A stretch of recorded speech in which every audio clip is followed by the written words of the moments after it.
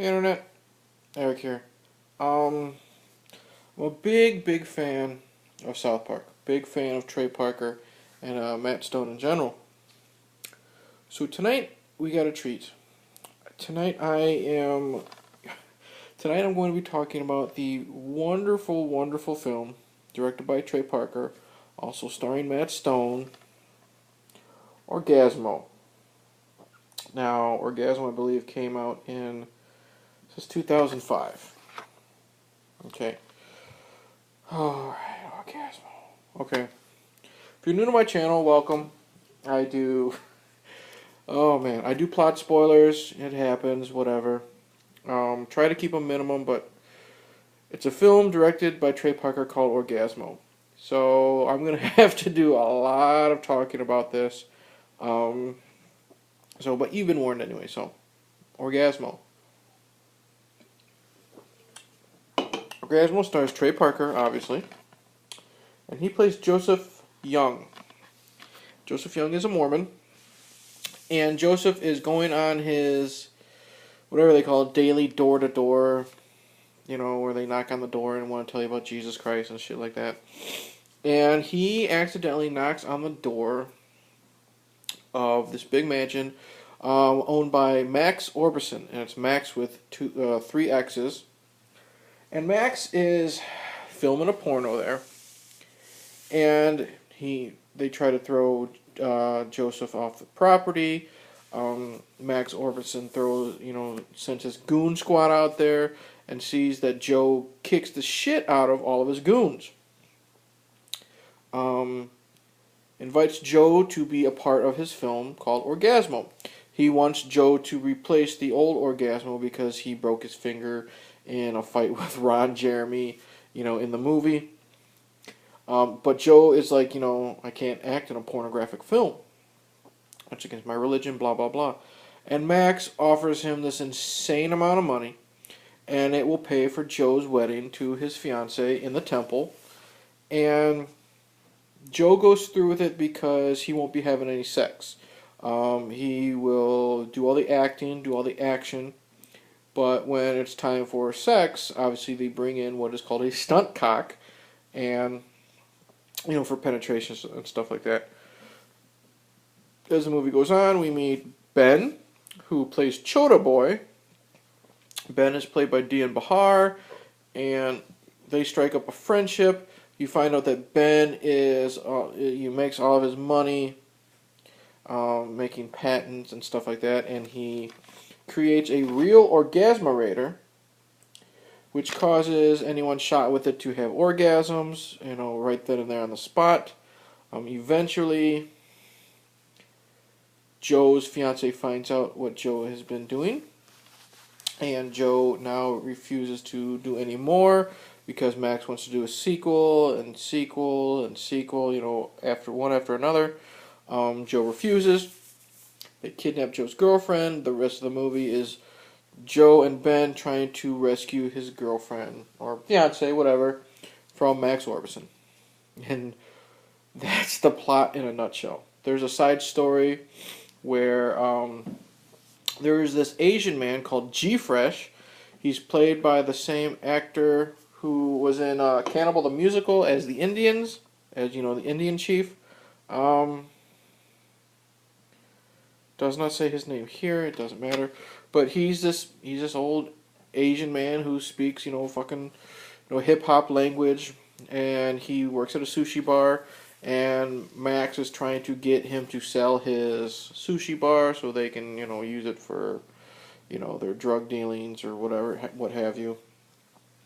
So that's just another side story of G-Fresh being pushed around, and then Joe and Ben getting caught in the middle of it.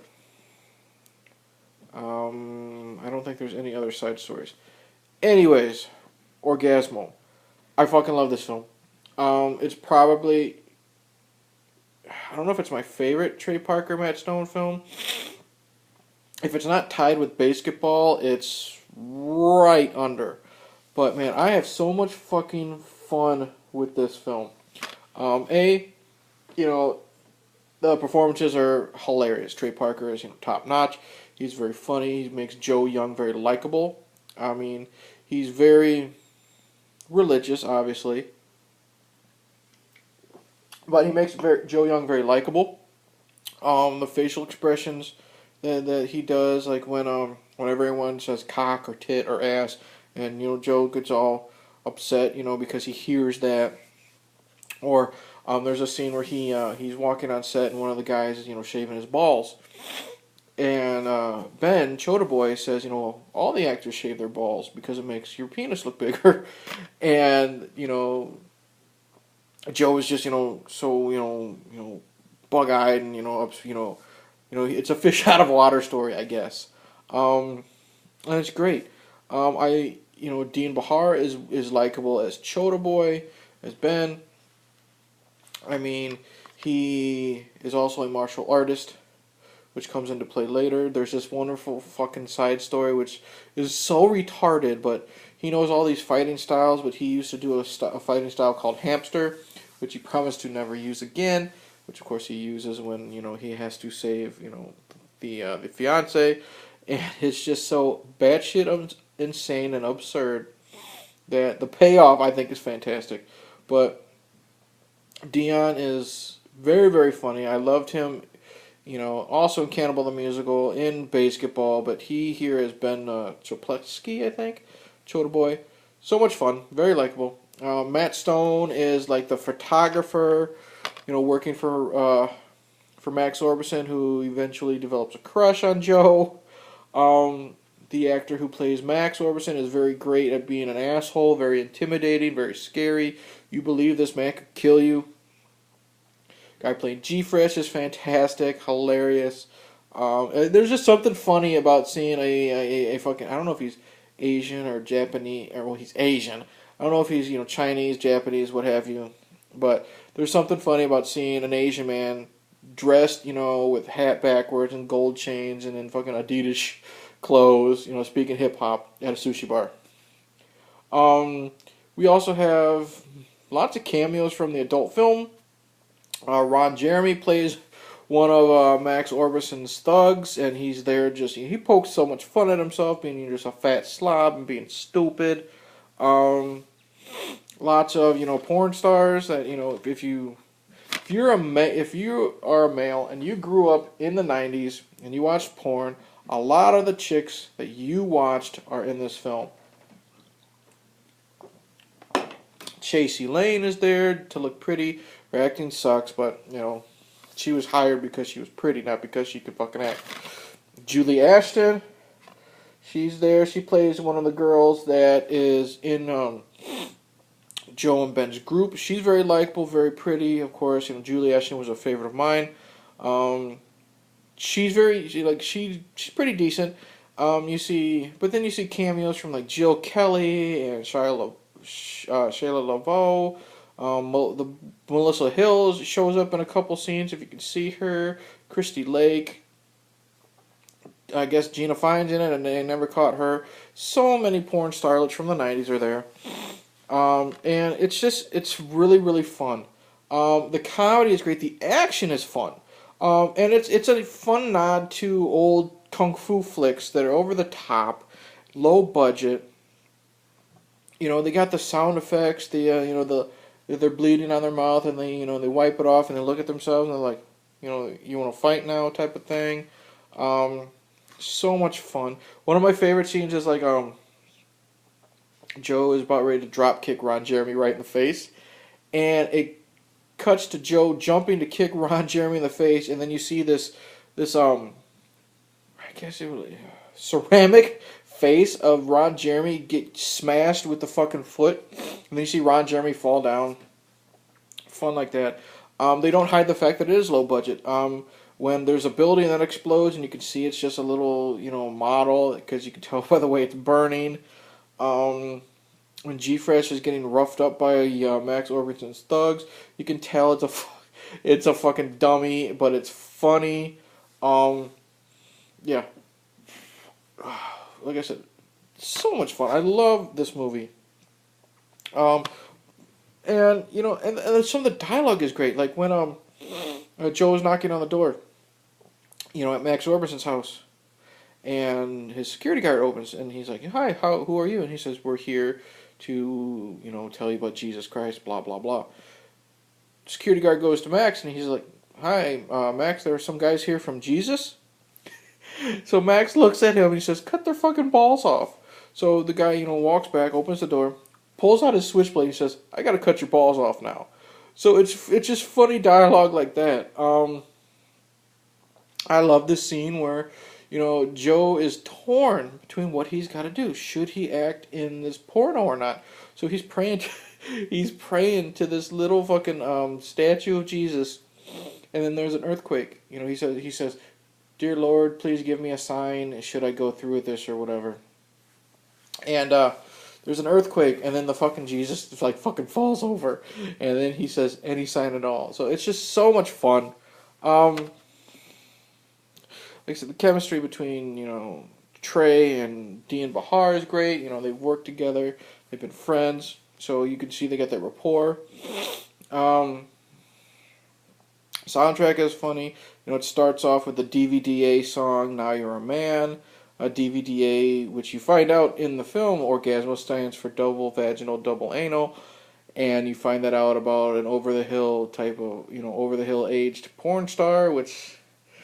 it's not it's a pretty disgusting scene, but not as disgusting as the scene where Joe has to attempt to have sex with T-Rex, which is probably a 450 to 500 pound woman, who is voiced by Trey Parker, where he just lowers his voice a little bit. Yeah. But again, this movie is so much fun. It's so absurd. Absolutely love it.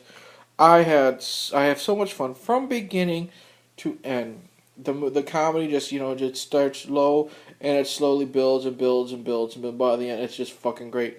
Like at the end, I don't care if I spoil this joke, but at the end where I think they decide to stay in California, and Ben says, "Thank you, Jesus," and he turns around and you see Jesus gives the thumbs up, shit like that. And I like it when you get to see Chota Boy's inventions, like the cock rocket, and this was rated NC-17. I don't know how it did at the box office, because NC-17, you get rated NC-17, it's pretty much a death knell, because not a lot of theaters will show NC-17 films. But the funny thing is, it's rated NC-17. There's really no nudity other than fucking man ass. And that's funny, though, because you see, very briefly, you see Julie Ashton. Julie's right here. You see Julie take off her bra, and you very briefly see her bare breast. But then, right in the fucking camera shot, right in front of her, is fucking man ass. And every time that happens, every time a chick gets naked, right before you see, other than that scene with Julie, you see bare ass of a man. And obviously that's done on purpose, and I think it's fucking hilarious, because in a film, a comedy film especially, based inside the porno field, you expect to be have boobs everywhere, and you don't. You just see nasty, ugly man ass, and that's hilarious. That's a hilarious. I'll just say it's a cock tease, and I think it's played perfectly. The writing here is fantastic. Oh, there's another character. I like the introduction of Maxxx Orbison's nephew, A-Cup. And A-Cup plays Neutered Man in Orgazmo 2. And he becomes a real rival to the Joseph Young character. He's just this fucking asshole.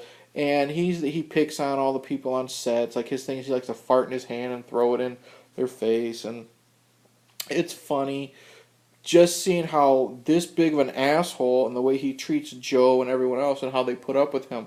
I mean, I love it. I mean, he's a shit ass character, but the actor makes it work. I just got this on DVD, and this just seems like the bonus features are amazing. I mean, there's, behind-the-scenes stuff, Easter eggs, and lots of deleted scenes.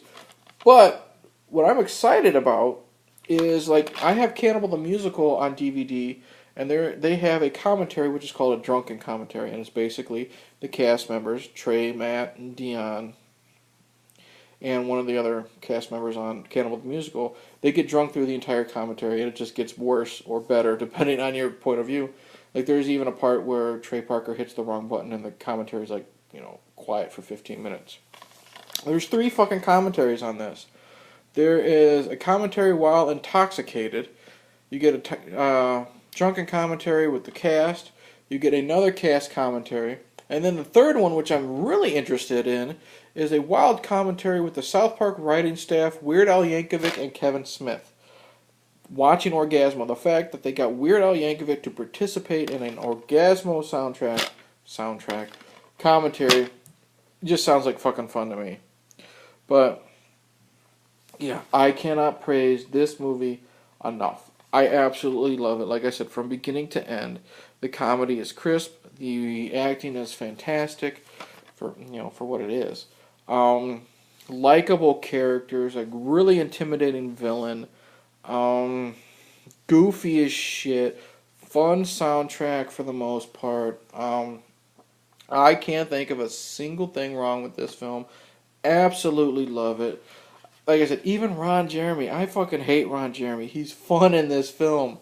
And the thing is, I love how through the entire film, Joseph Young doesn't really betray his goody two shoes thing. Like, he doesn't want to swear. I mean, he has a problem when he's got to grab the woman's breast because he's got to act up until they get the stunt cock, which is funny because there's one scene where they always yell for stunt cock, and the guy comes in and takes over. They yell stunt cock, and one guy dressed in an Orgazmo suit, but it's a black man, and they're like, "Do you see anything wrong with this?" And the other guy's like, "No." So Maxxx Orbison's like, "Yeah, fuck it, shoot it anyways." But I love how Trey Parker is still he still portrays Joe as this goody two shoes. Like, he's gotta act out a scene with the ass fuck twins, and he doesn't want to call them the ass fuck twins because he can't say ass fuck. So he wants to call them the naughty twins, and then he gets in an argument with Maxxx Orbison, and Max, of course, is getting more and more frustrated with Joe, and he says, "No, they're called the ass fuck twins. You fuck them in the ass." And then Joe's like, "Well, that's pretty naughty, so we call them the naughty twins." And it's just a fun, back and forth. Trey Parker and the actor who plays Maxxx Orbison have a great chemistry with Joe trying to be so nice and innocent, and Max just wanting to kill this motherfucker.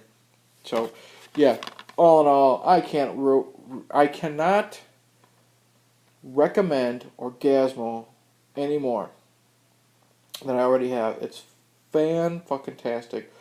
No pun intended with the word fuck about, a movie about a Mormon stuck in the porno world. Highly entertainment. Highly love it. Everything about it is great.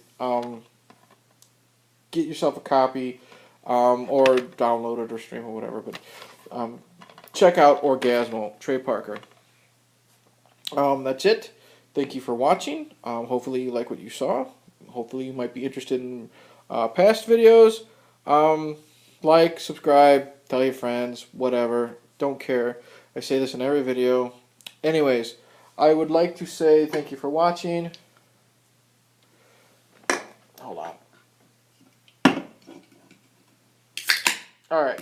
Thank you for watching. Cheers. And beware the cock rocket.